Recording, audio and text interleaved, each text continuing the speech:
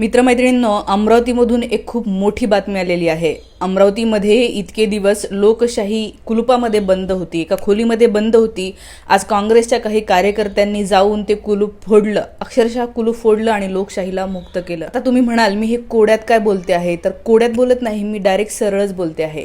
आपल्याला माहिती आहे की 4 जूनला आपल्या लोकसभेचा निकाल लागला। अमरावतीमध्ये खासदार होत्या नवनीत राणा। नवनीत राणा पराभूत झाल्या हे 4 जूनला संध्याकाळी कळलं। आता नियमाप्रमाणे एखादा खासदार जेव्हा पराभूत होतो तेव्हा त्यांना त्या जिल्ह्यामध्ये जिल्हाधिकारी कार्यालयामध्ये जे ऑफिस मिळालेलं असतं ते ऑफिस सोडावं लागतं, कारण त्या दिवशी म्हणजे त्या दिवशी किंवा दुसऱ्या दिवशीपासून ते ऑफिस नवीन निवडून आलेल्या खासदारांचं असतं। बळवंत वानखेडे हे नवनीत राणा यांना पराभूत करून जिंकून आलेले आहेत। बळवंत वानखेडे यांना 5 तारखेला नियमाप्रमाणे ऑफिस मिळायला पाहिजे होतं, पण त्यांनी वारंवार मागणी करूनही त्यांना 15 दिवस उलटून गेल्यावरही, म्हणजे आज तारीख आहे 22 जून, 15 ते 16 दिवस झालेले आहेत, तरीही त्यांना ऑफिस त्यांचं मिळालं नव्हतं आणि शेवटी त्यांना ते ऑफिस कुलूप उडून मिळवावं लागलं। काय कारण आहे? कारण की या राणाबाई पडल्या, निवडणुकीमध्ये पराभूत झाल्या, लोकांनी त्यांना निवडून दिलं नाही, लोकांनी त्यांना नाकारलं, तरीही त्या ऑफिस सोडायला तयार नव्हत्या, कारण दादागिरी। पण लोकशाहीमध्ये असं चालत नाही आणि आपण लोकांनी असं चालवून घेऊ नये। हे बघा, प्रत्येक जिल्हाधिकारी कार्यालयामध्ये ना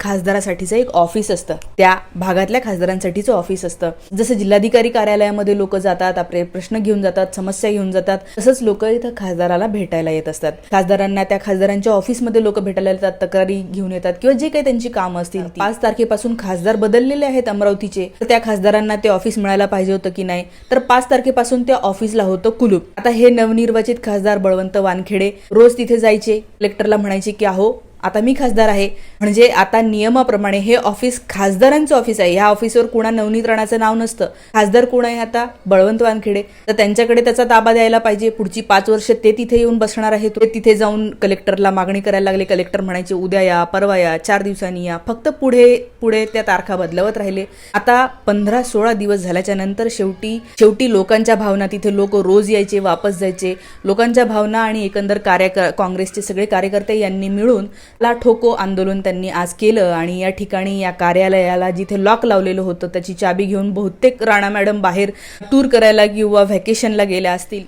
तर या ठिकाणचं आज काँग्रेसच्या कार्यकर्त्यांनी कुलूप फोडलं आणि बळवंत वानखेडे आता उद्यापासून तिथे काम करतील। पण हे जे काही झालेलं आहे ना, ते बिलकुल चांगलं नाही। लोकशाहीमध्ये हे असं कधीही होऊ नये। यशोमती ठाकूर आमदार ज्या आहेत त्या सांगत होत्या की मागच्या वेळेला जेव्हा नवनीत राणा जिंकून आल्या, निकाल ज्या दिवशी लागला की नाही, त्याच्या दुसऱ्या दिवशी त्यांना ऑफिस मिळालं की आता या खासदार आहेत, या इथे येतील, मग त्यांच्यासाठी वेगळा नियम, आणि आता काँग्रेसचे खासदार निवडून आले म्हणून त्यांच्यासाठी वेगळा नियम का? कारण की केंद्रामध्ये नरेंद्र मोदी हे पंतप्रधान आहेत, म्हणून त्यांची दादागिरी इथल्या स्थानिक प्रशासनावर चालते आहे, हेच यातून दिसतं आहे। काही लोक नासमज असतील, त्यांना असं वाटतं कलेक्टरनी नकार दिले, कलेक्टर नकार स्वतःच्या मनाने देत नाही, यांच्यावर खूप मोठा वरून दबाव असतो, मुद्दामून त्यांना त्रास द्यायचा असतं, नाही देऊच नका।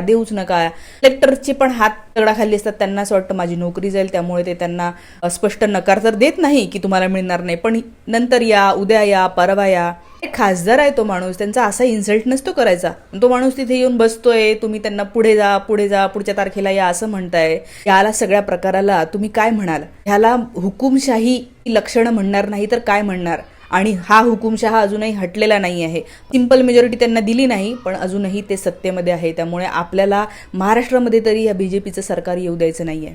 कलेक्टरांच्या हात जरी दगडाखाली असले ना, तरीही यांची चौकशी झाली पाहिजे की त्यांनी का डिले केलं, 15 दिवस का लागले ऑफिसची चाबी द्यायला, अजून चाबी त्यांनी दिलीच नाही। आज त्यांना अक्षरशः ते कुलूप फोडावं लागलं, त्यांनी हातोड्यांनी कुलूप फोडलं। TV9 वर आजचीच बातमी आहे, तुम्ही जाऊन तो व्हिडिओ पाहू शकता। काँग्रेसचे खूप सारे कार्यकर्ते जमलेले दिसतात आणि कुलूप फोडत आहेत, कुलूप फोडून ते आतमध्ये गेले। काय गुन्हे दाखल करणार आहे?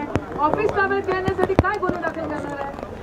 थोडक्यात यांनी हा जो कुलूप फोडून दरवाजा उघडला ना, थोडक्यात लोकशाहीचा काही अंश त्यांनी मोकळा केला असंच मला वाटलं। ते जेव्हा लॉक लावून होतं त्या ऑफिसला, तेव्हा असं वाटत होतं की याच्या आतमध्ये लोकशाही कुलूप बंद करून ठेवलेली आहे, तिला बाहेर पडायला मोकळा रस्ता दिसत नाही आहे। लोक तिथे जात असतात, लोकांचं ते ऑफिस आहे आणि कायद्याने सुद्धा जे नवीन निर्वाचित खासदार आहेत त्यांचंच ते ऑफिस असतं। आणि ह्या राणाबाई यांना अजून डाऊट होता का की आपण जिंकलो की हरलो हे याच्याबद्दल? त्यांना अजूनही या लोकशाहीवर विश्वास नाही आहे, त्यांना अजूनही या निकालावर विश्वास नाही आहे. बरं, असे नाही आहे ना की त्यांचा निकाल डिस्प्यूटमध्ये आहे बुवा, काहीतरी कोर्टात केस, असंही नाही आहे. म्हणजे यांना डाऊट आहे की यांना मुद्दामून त्रास द्यायचा आहे. जसं यांनी हनुमान चालिसेचं पठण करून उद्धव ठाकरे यांच्या घरासमोर त्या लोकांना त्रास दिला, जसं यांनी लव जिहादचा खोटा मुद्दा काढून लोकांना त्रास दिला, भडकाऊ भाषणं दिली, तसं करून. आणि या बीजेपीच्या लोकांना अजूनही हे कळलेलं नाही आहे की त्यांच्या अशा कारभारामुळेच ते महाराष्ट्रामध्ये सिंगल डिजिटवर आलेले आहेत. आणि त्यांनी अजूनही असं जर सुरू ठेवलं ना तर विधानसभेमध्ये सुद्धा ते सिंगल डिजिटवर येणार. याला काही वेळ लागणार नाही आहे. येता विधानसभेला तुम्ही पाहून घ्या. आणि आम्ही सगळ्या लोकांनी तर ठरवलेलंच आहे की हे हुकुमशाहीला समर्थन देणारे जे कोणी भाजप आणि भाजपच्या सोबत असणारे मिंधे किंवा अजित पवार गट, या सगळ्या लोकांना एकसंधपणे नाकारायचं आहे. सगळ्या लोकांनी, अमरावतीमधले लोक जर हा व्हिडिओ बघत असतील, मला त्यांना सांगायचं आहे, बिलकुल तुम्ही हे बीजेपी, शिंदे आणि यांच्यासोबतच्या लोकांना तुम्ही साथ देऊ नका. यांचे ह्या ज्या गोष्टी आहेत की नाही, ह्या लोकशाहीला मारक आहेत, ह्या आपल्या देशासाठी चांगल्या नाही आहेत. कलेक्टरचं ऑफिस, खासदाराचं ऑफिस ही लोकशाहीची एक संस्था आहे. याला लॉक लावणं म्हणजे लोकशाहीच्या एका संस्थेला वीक करणं आहे. आणि हाच खूप मोठा देशद्रोह आहे. देशभक्त म्हणून जे डंका पिटत असतात की नाही, ही राणाबाई स्वतःला खूप मोठी देशभक्त समजते. खरे देशभक्त असताना तर ह्या देशांनी ज्यांना निवडून दिलेलं आहे त्यांच्या हातामध्ये तुम्ही चाबी सोपवली असती. राहुल गांधींनी किती नम्रपणे स्वतःचं घर सोडलं, तर दुसऱ्या बाईला कळायला पाहिजे होतं. यांना अजूनही कळलं नसेल तर अमरावतीची जनता, मी तुम्हाला सांगते की येत्या विधानसभेमध्ये हे नक्कीच दाखवून देईल. व्हिडिओ आवडला असेल जास्तीत जास्त लोकांपर्यंत शेअर करा. या विधानसभेपर्यंत आपल्याला 1,00,000 लोकांपर्यंत पोहोचायचं आहे. Thank you so much. तुमच्या कमेंट्स नेहमीच वेलकम आहे. मी लोकशाहीला मानते, त्यामुळे कशाही प्रकारच्या कमेंट तुम्ही इथे करू शकता.